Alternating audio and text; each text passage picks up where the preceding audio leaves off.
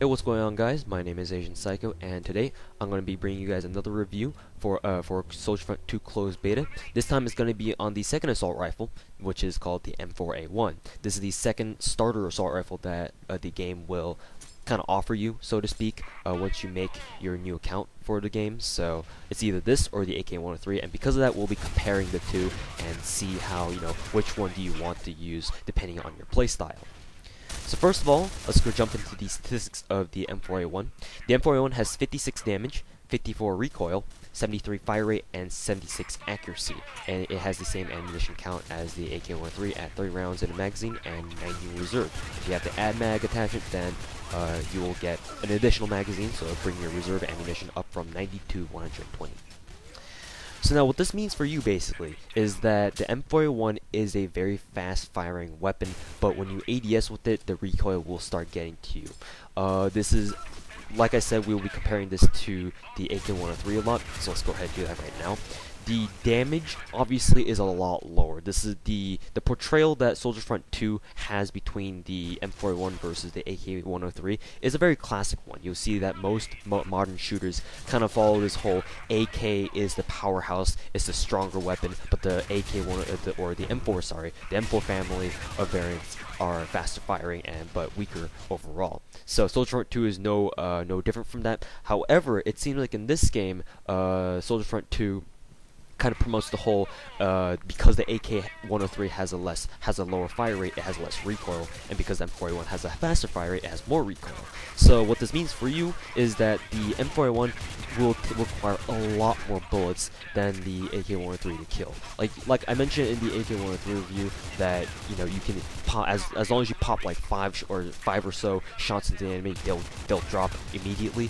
But the M4A1, you can safely bet that it's gonna take around 10 shots to kill someone, given that it's so weak per bullet, and given that it fires so fast. Because keep in mind that the AK-103 only had like 61 rate of fire, whereas the M4A1 has 73 rate of fire. That's a whole lot more rate of fire that you've got going on for the M4A1 here.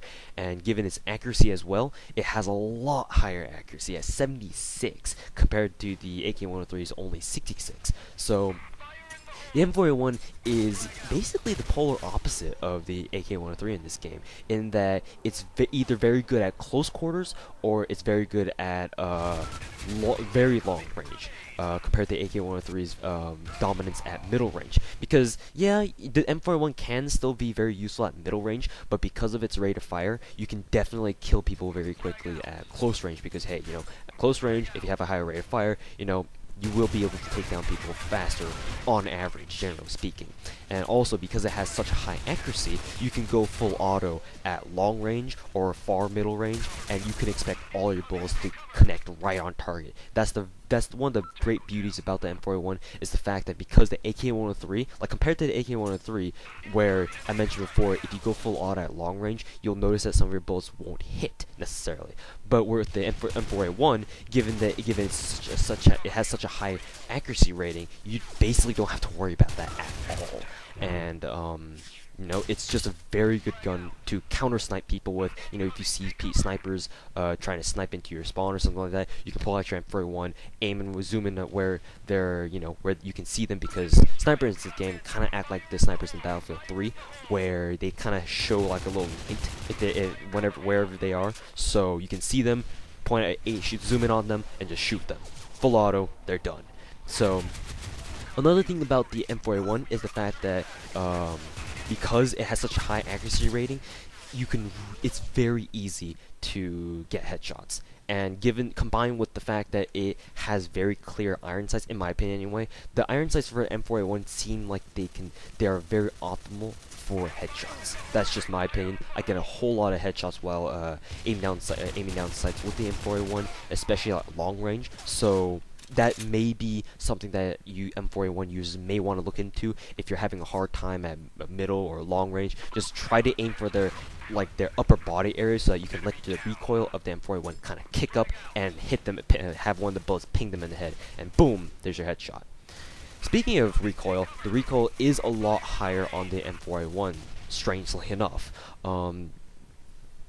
like I said, it's very much so tied with the fact that it has a very high rate of fire. Like I said, Soldier Front 2 seems like it kind of ties together recoil and rate of fire together in like a direct proportion. I believe that's the mathematical term. So what this means for you is that when you're aiming down sights, you can definitely notice your gun kicking up a lot more. Even while hip firing, you can definitely notice that your screen, your HUD, will shake up upwards a lot, and you can notice it. So you're gonna have to physically mind your mouse, kind of pull back and pull down on it, so that you can negate the vertical kick of your M4A1 when you're going full auto.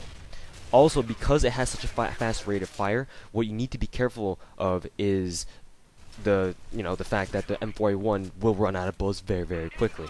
And I do apologize if I'm saying the fact that that may get on your guys' nerves, but it's a fact. M4A1 has a very high rate of fire, and thus it'll run out of bullets very quickly. You need to be careful of that so you don't, run out of bullets in the middle of a gunfight. In Soldier Front 2, it's very, very important to have as many rounds as you can in your magazine. It's pretty important to keep your magazine reloaded at all times, even after a kill. Like, if you don't know if someone's around the corner, it's in your best interest to just reload anyway, because unless you know how to aim for headshots and you're fine with running around with only a couple bullets in your magazine, then it's best to reload every single time, or every chance that you get, because the M4A1 just runs out of bullets really fast, and if you only have like 6-7 rounds left in your magazine, it's that amount of bullets probably won't be enough to take someone down, unless you know you can hit every single one, or unless you know you can headshot them. So those are the main downfalls of the M4A1. The fact that it has such a fast rate of fire that you may not be able to control your rate of fire to the point where it's manageable enough, and it's very high recoil when you're ADSing. On top of that, the damage too. The damage is very weak per bullet, and that means that your M4A1, on average, generally speaking, will take a lot longer to kill someone than the AK-103 per bullet. However, the accuracy is no doubt its very big strength, or its key strength here. So that, with its high rate of fire, you can definitely pick off people at far ranges. And because it has such a fast rate of fire, like I was talking about how the AK-103, you don't need to worry about like damage drop off because the damage is so high on it anyway. You almost don't even need to worry about it on the M4A1 either, because yeah, the damage drop off per bullet may be quite significant, but you fire so fast anyway that you almost don't need to worry about it. So it's kind of strange in that respect that the M4A1 and the AK-103 do share that common aspect, but other than that, the M4A1 and the AK-103 are basically polar opposites. AK-103, very good at, in my opinion, it's very good at, or it's best at, I should say, at middle range. M4A1, directly opposite. It's either really good at long range or really good at close range due to its rate of fire. So yeah, that's kind of how the breakdown of these two starter weapons kind of work out. If you like having a really fast firing assault rifle, then the M4A1's just right for you. If you like having a very beefy gun, a very strong weapon that you don't really necessarily care how fast or how slow it fires, then the AK-103 is definitely meant for you. Also, because you can ADS, iron sights are a big factor in which gun you want to choose. And if you were to ask me which of the gun's iron sights are better than the other, I would honestly have to go with the M4A1, because the M4A1's iron sights may seem at first very obtrusive. The AK-103's iron sights are very clear. Let's just leave that they're very clear and they're very easy to work with. But the M4A1's iron sights, for some reason, just pick up a lot of headshots. I don't know why, but every time I ADS with them, it's just like headshot city. So that's the main reason why I choose the M4A1's iron sights over the AK-103s. The fact that it's so reliable to get headshots with them. So even if you're not trying to go for headshots, it's still a good thing anyway, because on average you'll get a lot more headshots while you're aiming down sights with the M4A1. So that's why I think that the iron sights are better on the M4 than they are for the AK-103. But if you aren't someone who's really keen on getting headshots in the first place, then I will believe that the AK-103's iron sights are overall better, like just for body shots and Other than that, that will conclude the review on the M4A1. Before I leave, if I were to kind of wrap up the review in a couple words or like a single phrase describing the M4A1, then the M4A1 is a lead hose. You can light people up with this thing, and it's a headshot machine at long range while ADSing. I mean, I've already emphasized that enough, so I don't think that I need to re-emphasize it. But that's how I can kind of summarize M4A1 in a nutshell. So, anyways, guys, thank you guys very much for watching, and I'll see you guys later.